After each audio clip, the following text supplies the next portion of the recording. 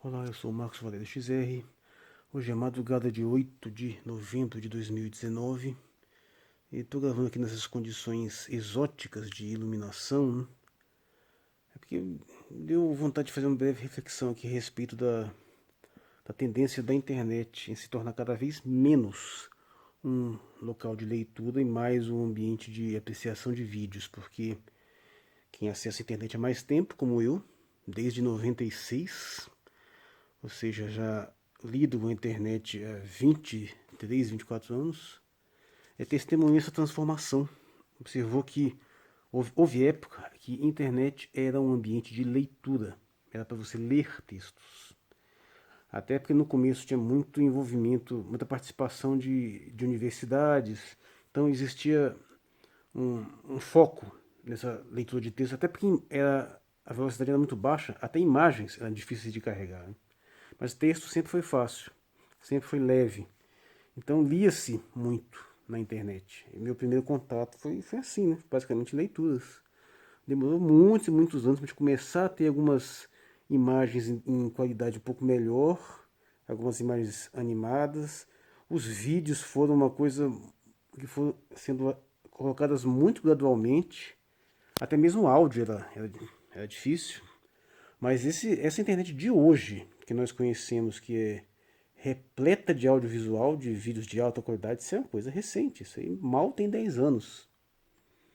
E o fato é que, apesar de todos os benefícios, isso resultou no temível fenômeno que de um universo literário, de um ambiente de leitura, a internet se tornou cada vez mais parecida com a TV. Infelizmente, cada vez mais parecida com a televisão e qual que é o principal problema disso? O problema é que a percepção, obter informações de modo audiovisual, possui uma diferença qualitativa com relação à leitura. Veja bem, a leitura não é apenas um meio alternativo de se obter informação que é equivalente aos outros. Não, não. O processo de ler, o processo cerebral de decodificar símbolos, de relacioná-los numa estrutura de regras, estrutura gramatical, decodificar seus significados e finalmente interpretando os textos, isso tem um processo cognitivo diferenciado de você simplesmente ver uma imagem, ver uma sequência de imagens, ouvir uma fala. Tem uma diferença essencial. É claro que sem depreciar um em favor de outro, não necessariamente, mas não há nenhum problema em você ver vídeos com bom conteúdo, ouvir um áudio com bom conteúdo, assistir aulas, isso é muito interessante. Mas isso não pode nunca substituir o hábito da leitura, porque o hábito da leitura tem algo a mais. Ele é um processo muito mais consciente, muito mais ativo, no qual você manifesta a sua atividade cognitiva de uma forma muito mais soberana. Enquanto você está me ouvindo aqui nesse áudio, você tem uma série de limitações. Você precisa prestar bastante atenção em diferenciar dos sons à sua volta, porque dependendo se tiver muito barulho, você tem que tentar abstrair, se concentrar na minha fala. Inclusive esse é um vídeo que é praticamente um áudio, não tem muito o que você vê aqui, por mais que seja interessante aqui o meu quadro do Zodíaco. E então existe uma certa passividade, porque a informação é jogada por você, você não precisa fazer um esforço muito grande além do que aquele que você já faz espontaneamente. Mas se você fosse passar, você ler esse mesmo conteúdo num texto, você teria que fazer um esforço maior. Principalmente pessoas que ainda estão em fase de formação. E aí é que está a grande sacada da questão da escrita, da leitura. Principalmente durante a fase de alfabetização. O que eu vou dizer pode ser desagradável. Muitas pessoas podem achar politicamente incorreto, mas simplesmente é um fato que, se você for observar com cuidado, é inegável.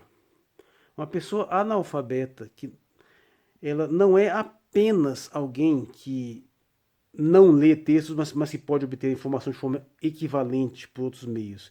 Não é como se fosse uma pessoa que foi alfabetizada e depois perdeu a capacidade perdeu a visão. Não está no mesmo nível. Há um atraso cognitivo.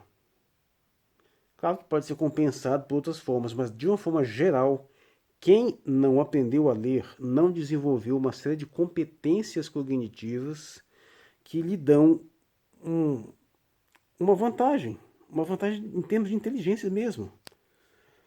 Não adianta dizer que a pessoa que não lê, que é incapaz de ler, pessoa analfabeta, e também digo isso sobre os semi-analfabetos. Não adianta dizer que eles podem compensar essa deficiência simplesmente conversando, se informando, vendo TV, porque não é a mesma coisa.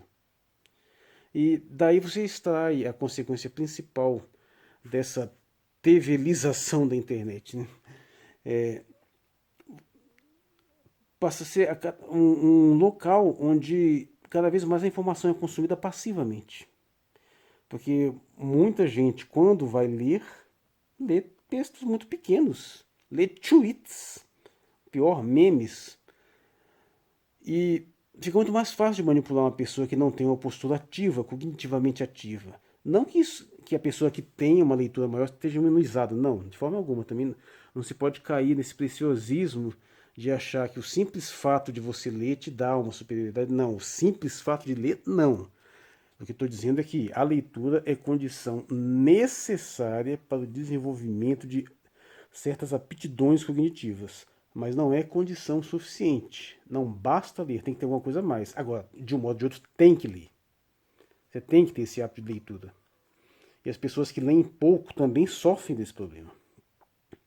E especialmente agora, numa era onde, não sei, parece que podem ler cada vez menos, né? Porque afinal a internet disponibiliza essa possibilidade. E não é a mesma coisa, por exemplo, você comparar que o passado você sempre teve a mídia da TV, do rádio, das revistas e jornais. Não é a mesma coisa, porque se você está num contexto tal, onde você tem revistas, se você carrega para lá e para cá, você só tinha aquela opção de leitura. Você andava na rua com um jornal, com um livro, com uma revista, você só tinha aquilo.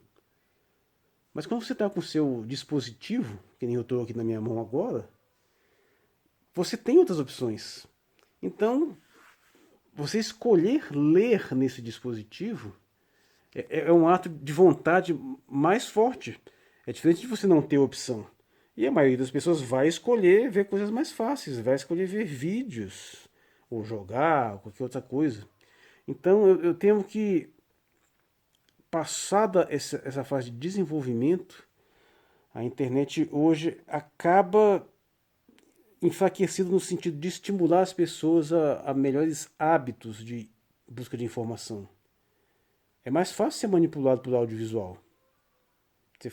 Parece que existe campanha política, né? Parece que existe propaganda, marketing, com apelo ao emocional, com músicas, com imagens mais chocantes. No nível do texto é possível também, mas dá mais trabalho. Você tem um grau de complexidade maior. E isso, eu vivenciei isso de uma forma bem profunda, porque o meu site está no ar desde 2000. Ele vai fazer 19 anos no ar, agora em dezembro. O xr.pro. xr.pro.br, meu primeiro site. Entrou no ar em dezembro de 99, de 2000. E ele teve muito tráfego, teve muita leitura, eu recebia mais mensagens do que eu dava conta de responder. Muitas foram, inclusive, publicadas no próprio site. Tem lá, até hoje, 800 e cacetadas mensagens respondidas lá no site, fora o que eu recebi por e-mail, as mensagens que eu descartei também. E eu percebi muito claramente esse processo de abandono da internet normal para as redes sociais. Primeiro para os blogs, né? Surgiram os blogs mais ou menos em 2005, 2006, 2004 mais ou menos. E já foi assim uma alteração, que tinha uma grande vantagem, que o sistema de comentários era muito mais fácil. Eu penava manter um sistema de comentários no meu site, que funcionava, mas dava muito trabalho, eram os poucos que tinham. Aí surgiram os blogs têm uma desvantagem de uma certa volatilidade nos endereços. Né? Os endereços mudam com mais frequência. Mas o meu site se manteve, resistiu à blogosfera. Aí começaram as redes sociais, começou com o Orkut, aí começou a haver de certa forma, uma migração, por quê? Porque muitas pessoas só começaram a utilizar a internet com as redes sociais. Esse é que é o ponto. teve muita gente que conheceu a internet com o Facebook ou com o YouTube. E o que aconteceu? De repente, um ambiente virtual que era frequentado por X quantidade de pessoas passou a ser frequentado por 10, 20, 30x. E como a maioria esmagadora foi para as redes sociais, até aqueles que estavam acostumados a frequentar esse ambiente mais amplo acabaram indo também. No meu caso, eu acabei indo também para as redes sociais. Então, de certa forma, a web normal, ela sofreu um abandono. O que é curioso, porque ele é o único lugar totalmente livre, né? Você não deve nada a ninguém, você não deve a nenhuma corporação que diz que você pode ou não pode dizer falar. Você monta seu site, ele é responsabilidade sua, você paga seu nome de domínio, hospeda por sua conta, ou até hoje eu pago para manter meus sites no ar, por R$ 30 por mês. E ali ninguém me controla, ninguém me segura, ninguém pode fazer nada. Só que o que adianta? Foi tudo transferido para plataformas proprietárias, plataformas de megacorporações bilionárias, um processo que eu chamo de privatização da internet, que não era assim. E a internet é uma coisa originalmente pública, ela começou principalmente com universidades em geral públicas, com o setor militar, instituições de pesquisa. Ela foi amplamente desenvolvida pelo estudo estatal e aos poucos foi sendo privatizada, como aliás praticamente todas as grandes tecnologias. Elas sempre começam no setor primário, no setor estatal, via de regra, depois que passam para receber um refinamento no setor privado para efeitos mercadológicos. E o que aconteceu é isso. Antes você tinha um ambiente muito mais livre, muito mais caótico também, é verdade, onde você não tinha que dar satisfação a ninguém, a não ser a legislação mais direta do seu país, claro.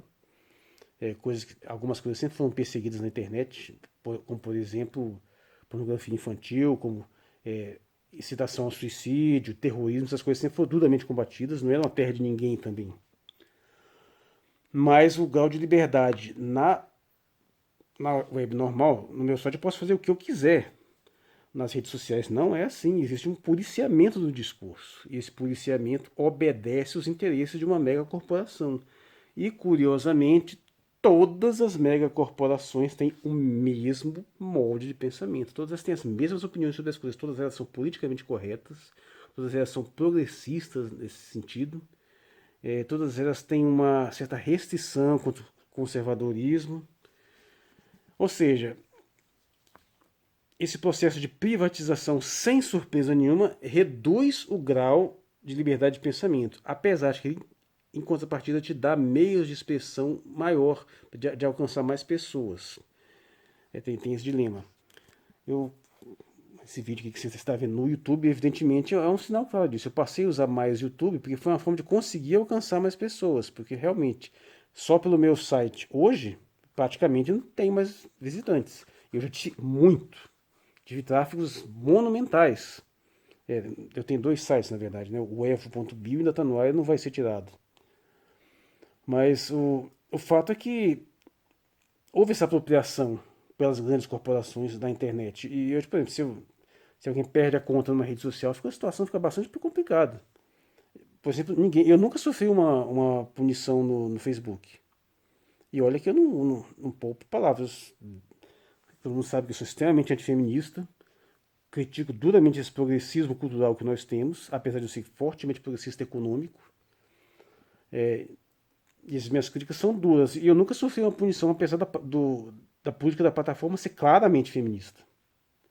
Mas por quê? Eu não sei. Em parte pode ser porque provavelmente eu sempre fui explícito quem eu sou, né? Meu perfil, não tem possibilidade de alguém achar que meu perfil é fake.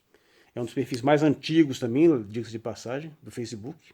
Com certeza deve estar no mínimo entre os 10% mais antigos. Provavelmente bem menos. E eu sei medir as palavras, né? Tem pessoas que saem xingando, você fala que é besteira. Eu não vou falando nada sem pensar 2 vezes, sem ter um fundamento por trás. Mas eu tenho que estar sempre pisando em ovos. Esse é o ponto. Porque eu tenho para mim que o dia que alguém me sofreu uma punição qualquer no Facebook, qualquer uma, me der uma suspensão de 24 horas, eu não volto mais. Porque eu não tenho paciência com arbitrariedade. E a mesma coisa pode dizer no YouTube. Eu vou continuar produzindo aqui quando der. Se chegarem com censura por cima de mim, eu mando merda. Mas, assim, o YouTube representa tudo isso que eu pretendo que eu tenho dito aqui, né? Transformar a experiência de internet cada vez mais numa TV aperfeiçoada, né? Claro que você ainda tem essa vantagem de ter esse direito de resposta imediata, tem o sistema de comentários, tem o sistema de avaliação, é melhor, é bem melhor que TV. Sinceramente, eu sou da opinião que não vai se perder muita coisa com a retração e a despopularização da TV aberta. Isso aí realmente acho que não faz falta, não. Mas o fato é que passamos essa transição de um ambiente de leitura para um ambiente de audiovisual. Isso tem um prejuízo, isso gera umas dificuldades. Não me parece um processo reversível de forma alguma. O que a gente pode fazer é continuar insistindo para que as pessoas leiam e de preferência escrevam. Também o ato de escrever também tem uma diferença significativa. Eu já fiz uma monografia sobre isso, sobre a confrontação entre a tradição oral, entre a fala e a escuta e o hábito de redigir textos, a tradição textual. Ambas têm suas vantagens e desvantagens. A tradição oral, por exemplo, o fato de você ao vivo se comunicar com as pessoas, ele é muito mais sensível ao contexto do que um texto rígido, fechado, que não vai ter essa sensibilidade. Mas, em compensação, o texto fechado ele transporta com muito mais fidedignidade e se mantém mais coeso ao passar dos anos. E a gente precisa dessas coisas, a gente precisa da flexibilidade, precisa dessa sensibilidade, mas também precisa de uma continuidade, de uma fundamentação mais estável. Então tem que lidar com esses dois fatores. E a questão, claro, não é fazer uma simples condenação do audiovisual, não é isso, mas que a gente não pode permitir que a tendência ao audiovisual, que essa maravilha tecnológica que a gente tem, que é fascinante, eu mesmo adoro, mas a gente não pode permitir que isso sufoque as aptidões cognitivas literais de observar as coisas com mais cuidado, de ler, de decodificar o significado dos textos. A gente precisa tentar equilibrar as coisas de uma forma ou de outra. Eu vou ficar por aqui que já está tarde, vou trabalhar daqui a pouco. Eu sou Marcos Valério XR, hoje é o dia 8, ou a madrugada de 8 de novembro de 2019. Obrigado por sua atenção.